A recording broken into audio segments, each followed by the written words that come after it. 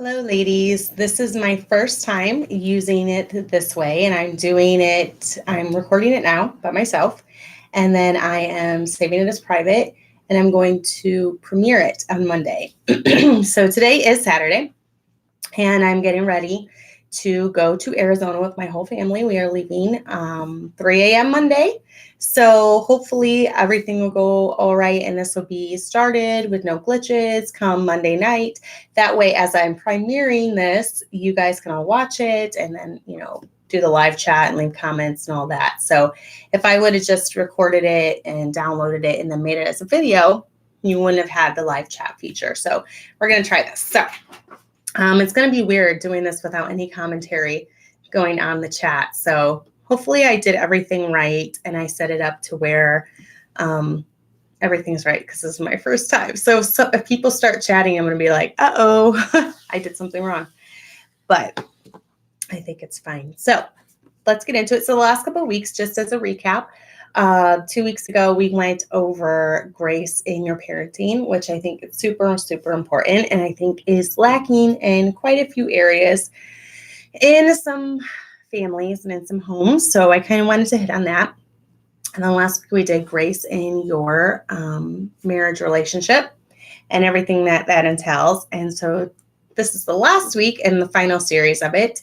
And then I'm going to start having guests on again. But I need to figure out the whole system of having people on and what I'm going to do for that. I think I have to do it through Wirecast now, which is a lot more difficult to figure out. And it has a lot more glitches than Google Hangouts had. So I need to try to figure that out, get that set up and ready to go before I have my next guest on. So anyways, let's get into grace in your friendships. And this is something that I feel like a lot of women really struggle with. Some women just have a really, really hard time making friends. And the Bible does say a man that hath friends must show himself friendly. So, one of the biggest things for having friends is you have to make an effort. You have to go out of your way to try to make friends and be a friend to someone, because being a friend does take work. It does take effort, just like anything in life. Anything in life that is good takes work and effort. Raising good kids is really, really hard. But if you want to raise good kids, it takes a lot of effort, and you can't be lazy. Can't be a lazy parent. Having a good marriage is difficult a lot of times, and you have to put a lot of work into that and really try to cultivate that. And the same goes for friendships. I'm at the point in my life, I have a few good friends, and I feel like I'm to the point just with so much that I have on my plate as far as my family and my church. And I love all of my church ladies. So that's really not even a factor. But as far as me cultivating friendships and really putting a lot of effort into friendships, I feel like I'm good with the few close friends I have, because friendships do take a lot of work. They take a lot of time. You have to get to know someone, and you have to really communicate well with them and spend time with them. And I feel like sometimes I'm just running on empty because I have so much that I'm outputting in so many different areas. And I'm sure a lot of you feel the same way. I'm almost 40. So my best friend, Erica, we have been best friends since we were 12. So, this is just spanning years and years and years and years and years of being friends. And what is that, like 26 years of being best friends? And so that, obviously, I'm almost 40. I doubt I'm going to have another friendship that comes along, 26-year friendship from now. If I started, what I'm trying to say is it would take me 26 years to get to the point that Erica and I are at now. So, and we know each other like the back of our hand. We know what each other's thinking before the other one even thinks it. We know each other's personality. And the funny thing is we have completely opposite personalities. And that's one thing you'll find too. A lot of times opposite personalities attract each other. I'm thinking of the majority, almost all of the close friends that I have, they're introverts, and I am an extrovert. And it's just funny because extroverts and introverts are often drawn to each other. So that's an interesting thing. Now, the funny thing is, though, about my marriage, both my husband and I are extroverts. So we both like to talk a lot, and it works well for us. But even in marriages, you'll find that extroverts and introverts often end up together. they kind of balance each other out. So you'll find that in friendships, a lot of times extroverts and introverts are drawn to each other, different personalities, whereas I'm sometimes more harsh when it comes to making judgment calls. My best friend tends to be more lenient and compassionate, and you got to put yourself in their situation. And she tries thinking of that way a lot. So we balance each other out, though, because sometimes she can be a little too soft on people. So then I'm like, wait a minute, you might want to address this with them. So we do balance each other out. But good friendships are rare. It's hard. I know a lot of women that they really struggle in this area, and they do feel like they don't have a close friend. And I really feel for women like that. Everyone needs someone that they can pour their heart out to without any fear of repercussion for that, or fear of being judged, or, fear of just their secret getting out there if your friend is a gossip or something. But one thing I want you to remember about grace is not something you can demand, okay? It's not something that you can demand of other people, but grace is something that you, as the giver, can freely give to other people. Grace is your choice to give. Just like God showed his grace to us, we cannot demand that he shows his grace. He chose freely to give of his grace to us. And it's like that with us, with other people. We can't demand people to forgive us for things. If we wrong someone, we can't say, now, I know I wronged you, but you better forgive me. We cannot demand retribution when it comes to people hurting us or wronging us. That has to be their choice. So it's the same way with grace. But as a woman, you hold a lot of, I wouldn't say power, but a lot of pull in your life when you choose to give grace to someone. And I do believe, too, that how you treat other people and how you respond to other people you will be blessed or cursed by that. I really, really feel that way. If you are constantly making, horrible judgment calls on other people or attacking them wrongly, I believe that you are going to be attacked wrongly in your life, too. I really feel, reaping and sowing plays a lot into this. So let's get into friendship. When it comes to friendship, obviously you need to be slow to anger and you need to be quick to forgive. There's going to be times that like I said, a lot of times different personalities are drawn to each other. So you might not understand, or it might hurt if your friend does something to you that she is not intending to hurt you. It's just part of her personality. Or I feel like in my friendships, I'm more the one that would be the one like doing something stupid. I don't know. I feel like my friends that I'm close to, I feel like they take more time to kind of think through things before they respond, where it's just like me, instantly a response comes to mind. So, I have to watch this in my own life. I have to be careful. One thing for me, one thing, part of my personality is that I'm a fixer. If someone comes to me with a problem, I want to try to fix it. And so oftentimes I'll have friends that they don't really want a solution. They just want to vent. And I have learned, I used to be really bad about this, but I have learned in the last few years that I just need to keep my mouth shut. And let's say they've just had a horrible day. Instead of, as a friend, being like, well, here's what you could have done differently. You could have done this differently, and you could have done this, and you need to be on a schedule, and you need to do this, and you need to have your kids do this.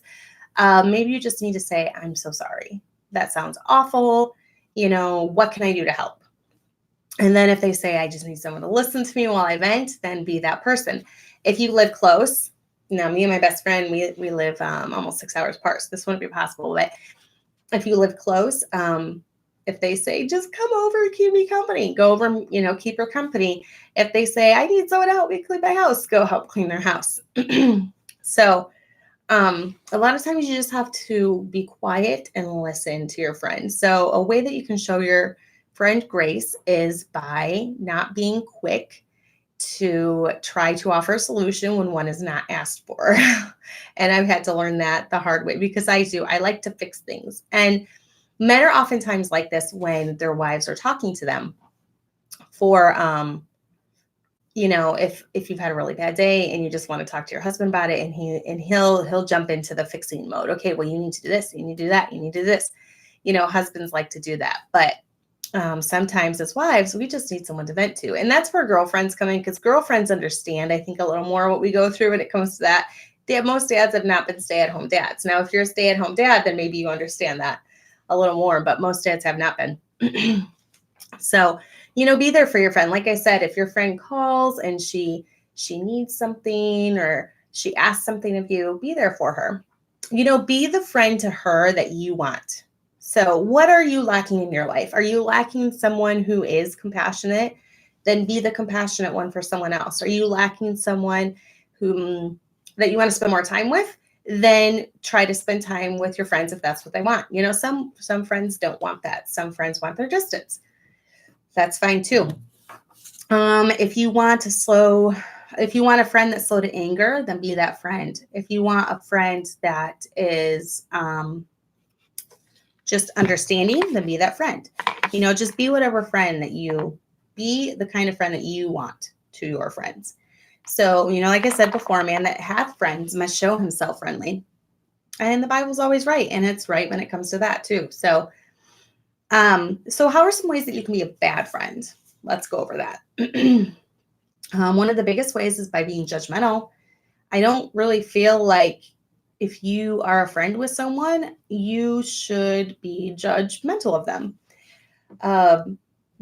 We all do things different ways. We all raise our children different ways. We all homeschool different ways. We all clean our house different ways. We all cook different ways. And it's not a contest. If you have a friend, it should not be a contest.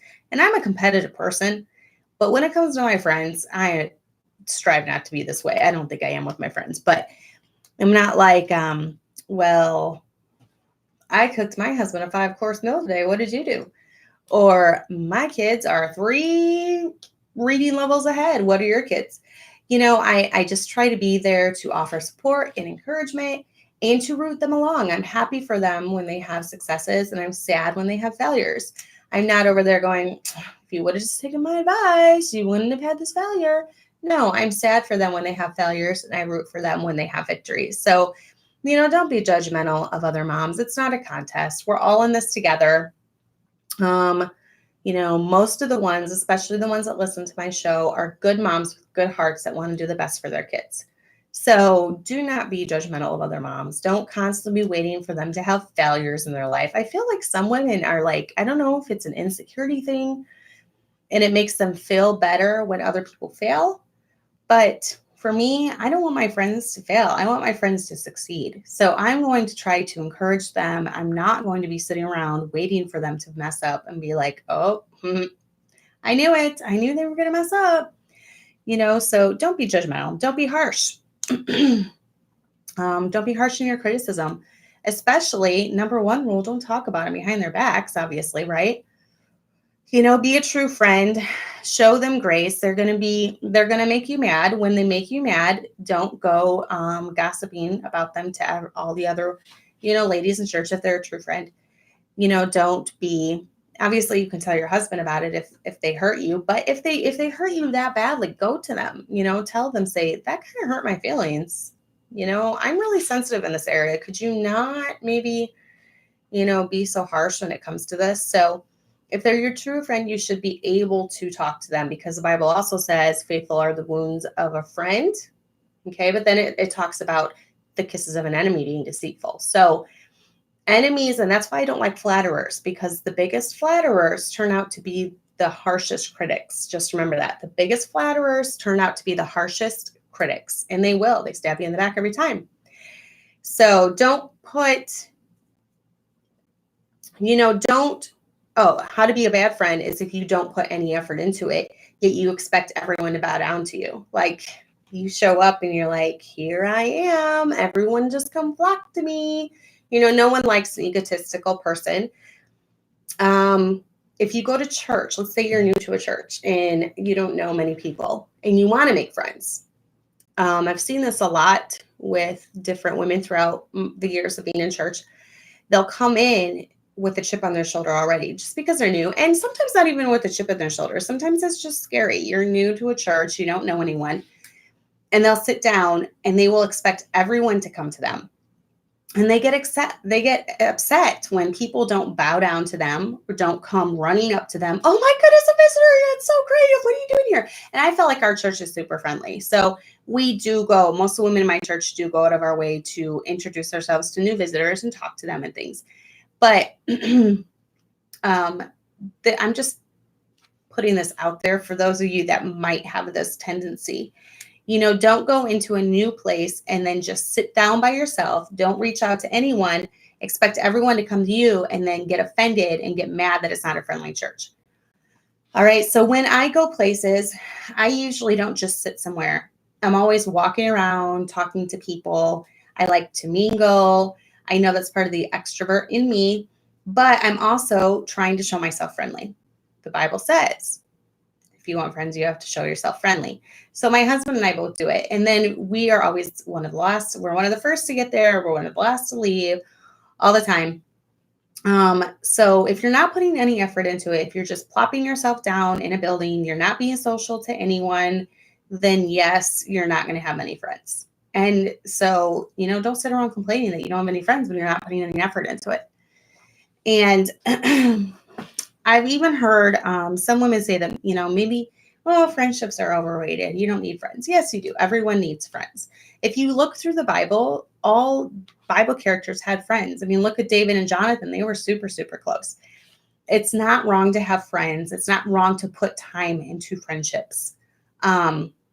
Obviously, you need to keep the main thing the main thing. If you're going on, 4-day trips with your girlfriends and you're neglecting your husband and your home and your kids and, church and soul winning and all those things, then yes, that's not good. But most of us have time for what we want to make time for. We have time for friendships. We have time to cultivate them. So, if you're not going to put any effort into it, don't feel like a victim or don't feel like everyone hates you when you don't have friends. Friendship is hard work. So what are some ways to be a good friend? Well, number one, you need to be loving. You need to be loyal. And loyalty is very, very hard to find in today's world. We live in a world where people will turn on each other in a second. And the Bible talks about this happening. In the end times, it talks about the different family members turning on each other and things. So this is bound to happen. Loyalty is very underrated. Nowadays, there's not many loyal people. I've seen this even with, it's hard, when you're in the ministry, you don't want to become a cynic.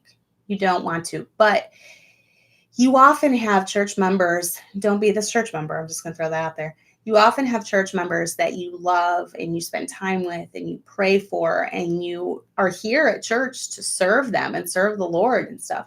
And you often have church members singing your praises one day, but then the next week they're talking bad about you. They're running your name through the mud. They're attacking you. They're attacking your children. They're attacking your husband. So it is hard to really open yourself up for that. And if you're going to go into the ministry, I'm going to talk to the wives right now that are going to be ministry wives. It is really, really hard not to become cynical towards people, but you don't want to be cynical. You don't want to come into church with a chip on your shoulder. You want to love your women. You want to, one way to help your husband is by loving the church ladies. And, most church ladies want to have a connection with other women. And if you can provide that, then that's always good. I try to talk to all of our ladies. Sometimes I don't get around. It's just too busy. There's too, or as we get more and more people, it gets harder and harder to spend more one-on-one time. And if you have not, go and watch Pastor Anderson's sermon called Don't Be That Guy. He outlined a lot of problems with people in churches, and I have definitely seen those throughout the years. Definitely. And like he was talking in there, it's impossible to spend one-on-one time, like especially for him who's running 350 people.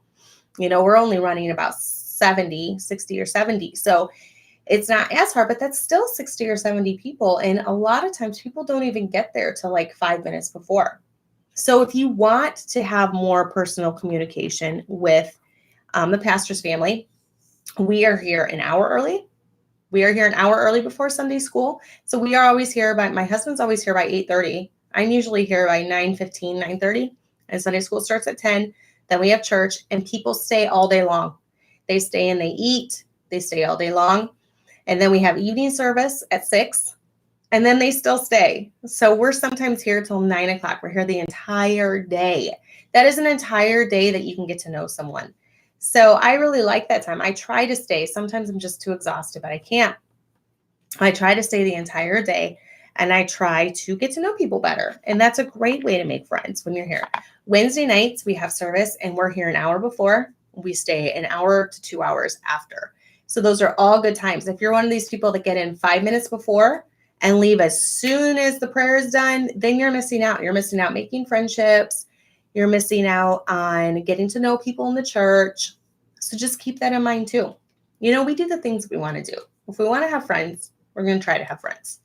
So be nice. Don't come in with a scowl all the time. Don't come in giving everyone a silent treatment. That's not a way to make friends. Be patient and be understanding.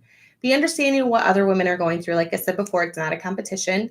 We're not trying to compete to see who can get the best Mother of the Year award.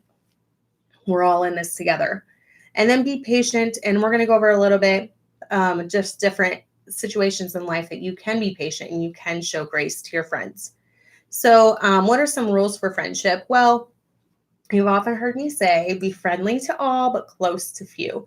You don't need to go around telling everyone your whole heart story and all the difficult times that you're going through. And Facebook is a huge culprit with this. I think everyone really thinks, not everyone, I'm sorry, a few people. I think a few people think that all their Facebook friends really are their Facebook friends. And it's just impossible. You can't get to know someone by a Facebook post, first of all, because that person is only deciding what they're putting on there. They're not putting the good, bad, and the ugly for you to see. But on the flip side, some people do put all the ugly. So they do constantly pour out their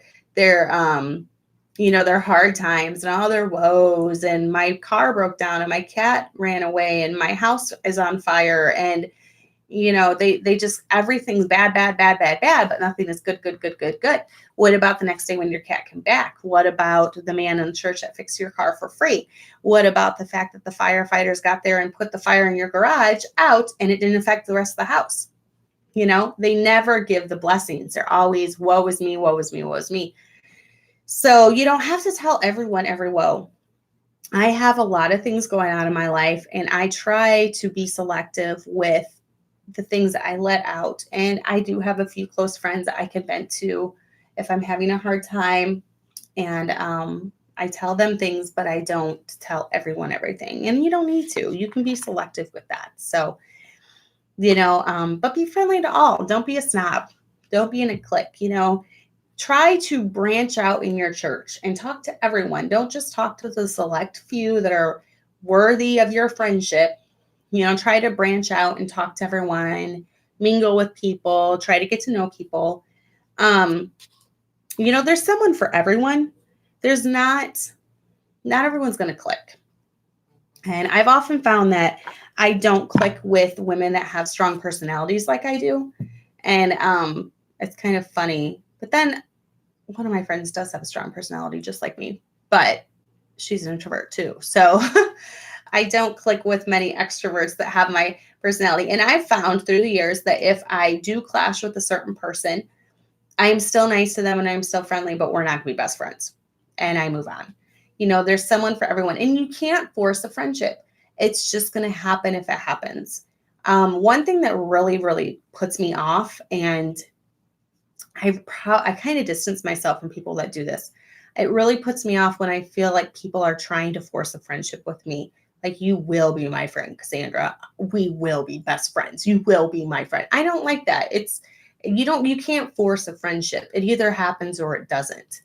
And if it doesn't happen, don't be offended. I'm not offended by the ones that don't get along with me, because there's just someone for everyone, and I know there's a lot more people that I get along with than the ones that I don't. So obviously you're going to gravitate towards the ones that you get along with. You don't want to be walking around on eggshells.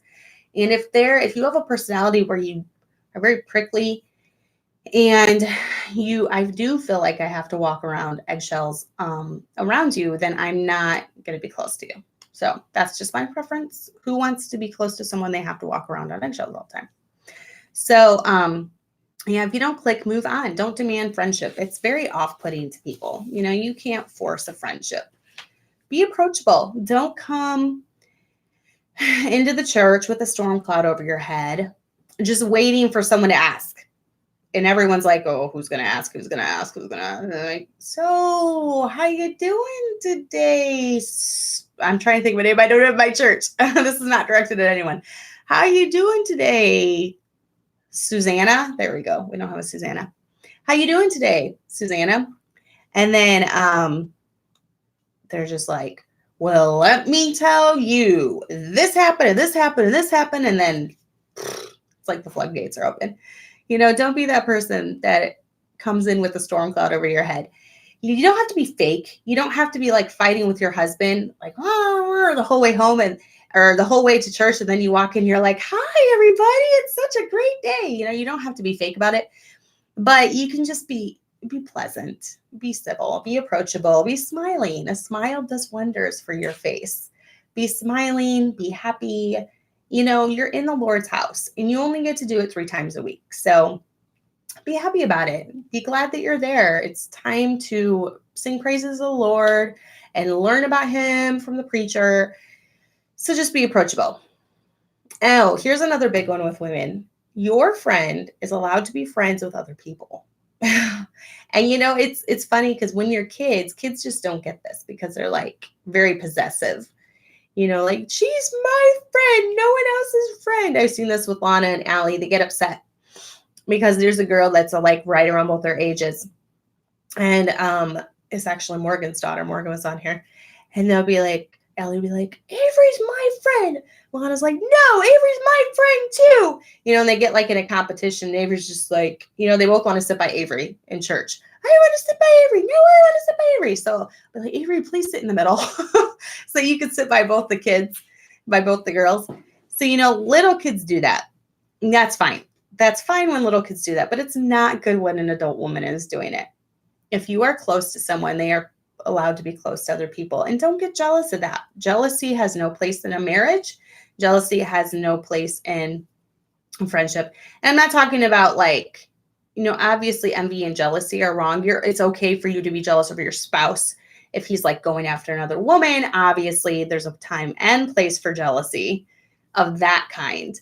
But when it comes to friendships, it's a little different. It's not like, till death do us part with one of your best friends. It's a girl. So you're allowed to have other friendships with other people. And your friend is allowed to have friends too.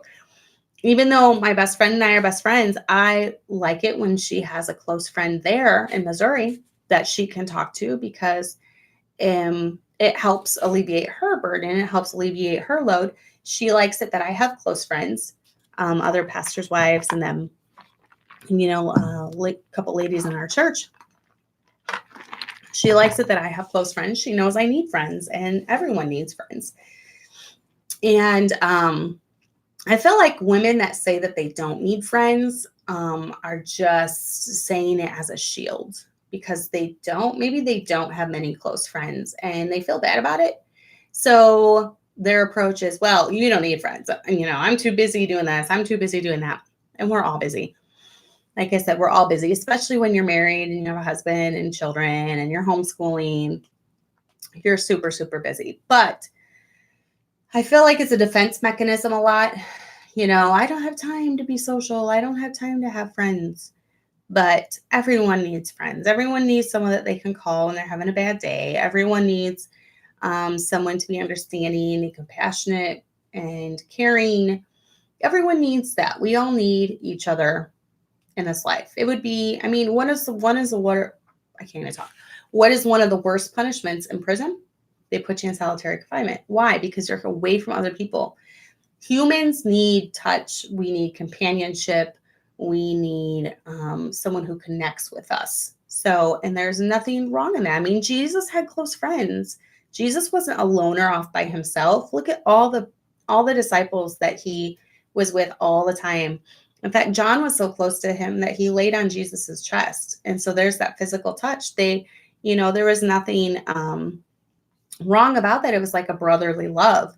And Jonathan and David were super, super close. There's lots of examples in the Bible of people that were very, very close. And then even with one of my favorite stories that you see with Ruth and Naomi, they were very, very, very close as a mother and daughter-in-law.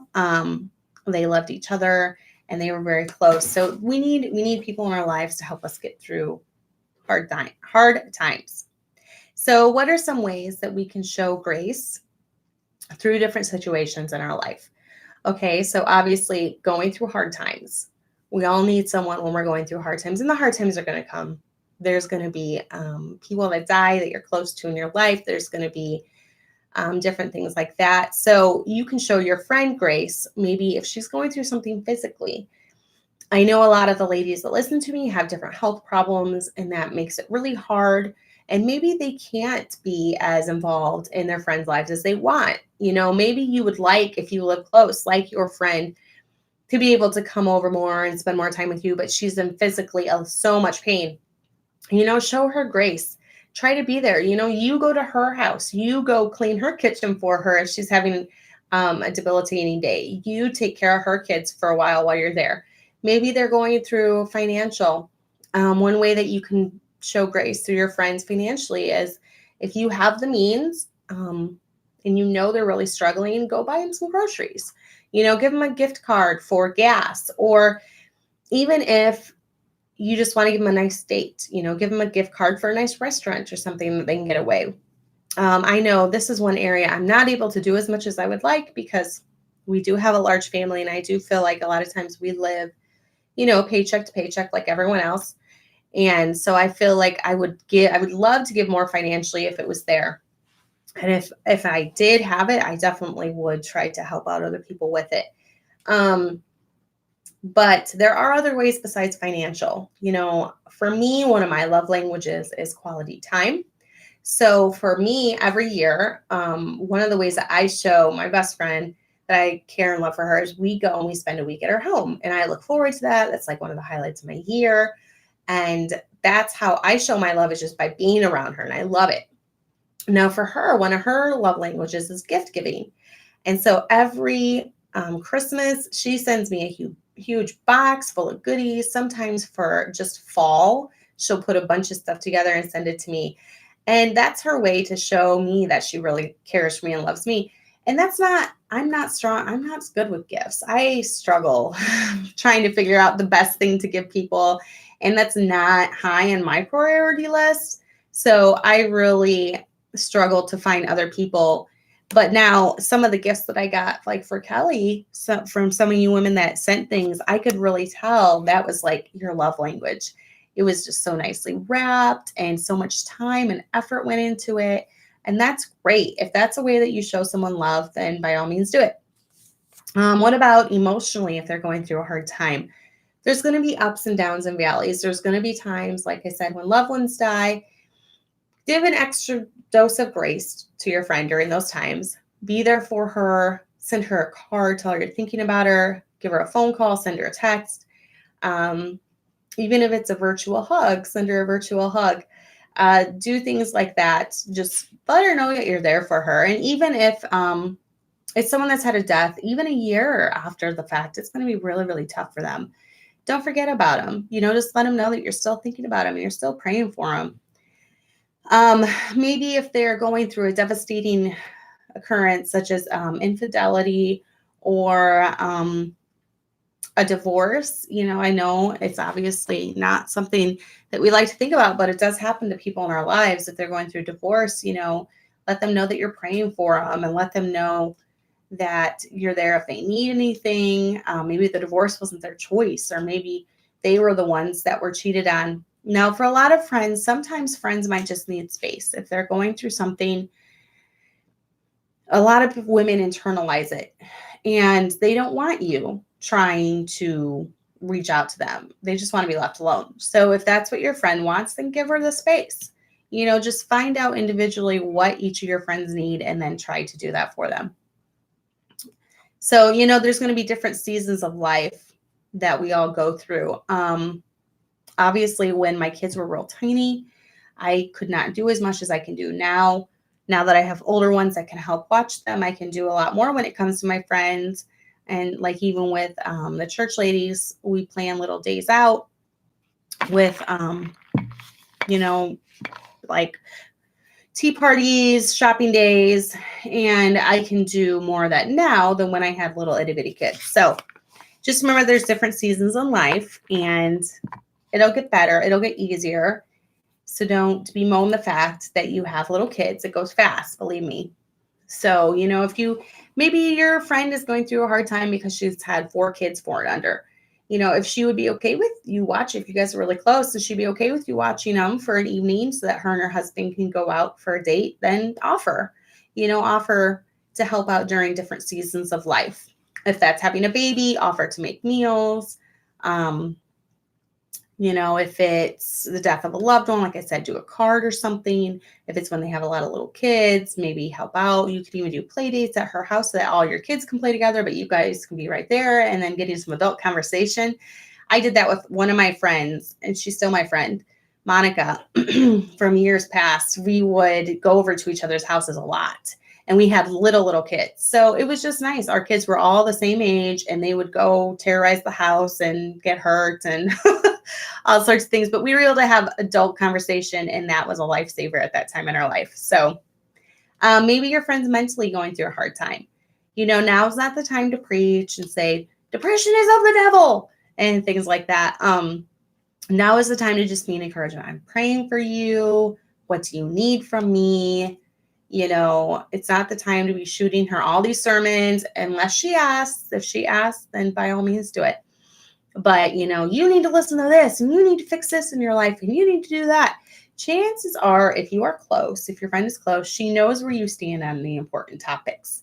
So when your friend does know where you stand on things, no need to hammer it into her head when she's going through a hard time. So, just be there for your friends. You can show grace just by being there. Just like I said, you have to be careful. Don't make it into competition. Don't make it into, I'm better than you. I'm the best mom in the world. Be there for your friend and show her the same kind of grace that you want her to show you. So this is going to be a shorter night tonight because I was not able to interact with all of you on chat. Let's see. If it airs at 7 o'clock Central, that is 5 p.m. Arizona time. And at this time, while it's airing right now, I should be at a tea party. So right now, I have not been able to check in with you during this because I am busy at a tea party, and I will try to post pictures of my fabulous week I'm going to have this week.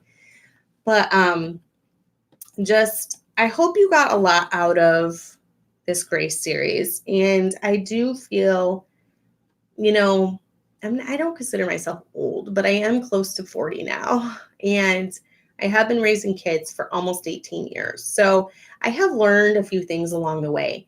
And one thing that I wish I would have done over when I was younger and having kids was I wish I would have shown them more grace.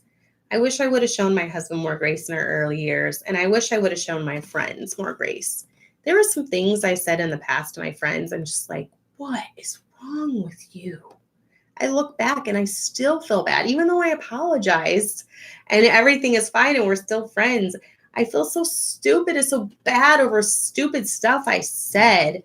My mouth got away from me. So really watch your mouth, and not even your mouth. Your fingers. Watch your fingers. Watch what you type. Watch what you text. Watch what you put on social media. It is all connected to your heart. And believe it or not, I actually love social media because I really feel like social media shows what's in a person's heart. Oftentimes they're different in person, but when you see the things that they write or the things that they post or the things that they put on social media, it shows what's in their heart. And that's why I don't like a lot of people, if I follow them and they're putting nasty, nasty posts up, even of stuff we're against, but I don't want to see that on my feed. I don't want to see transvestites, and I don't want to see pedophiles, and I don't want to see all these horrible things come across my feed. And I'm like, why are they posting these stories? Are they looking for these stories? Because when you go on my Google homepage, I don't have any of those nasty stories pop up. So I'm like, why are they seeing this stuff? Are they Googling it? I don't know. That is a huge red flag to me. So out of the abundance of the heart, the mouth speaketh. And we speak a lot of different ways in 2019. We speak with our eyes, with our mouth, with our fingers, especially on social media. So I really feel like even if you think you know someone, their heart comes through on things they write, on comments they leave, on posts they do. It all comes out through social media. So be careful. Be there for your friends. Show grace. Show grace to your kids. Show grace to your husband. Show grace to your friends.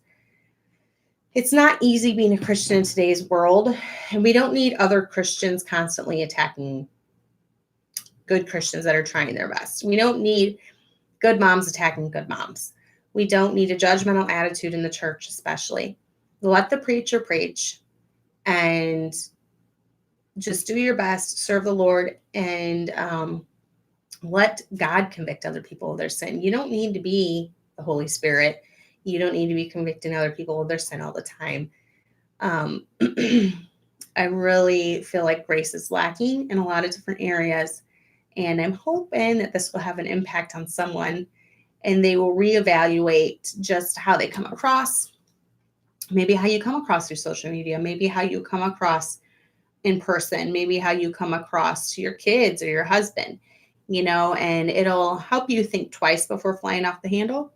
Just stop and think about it and don't fly off the handle. So I hope you all have a great week. I'll be in Arizona all week, so I will be back to the regularly scheduled time next Monday night. Maybe I can do a giveaway next week with the last few shirts I have. It's mainly extra larges. I do have a couple 1Xs, maybe 2X. I'm not sure. I'll have to look, but maybe next week we'll do that. So you all have a great week, and we will talk to you later.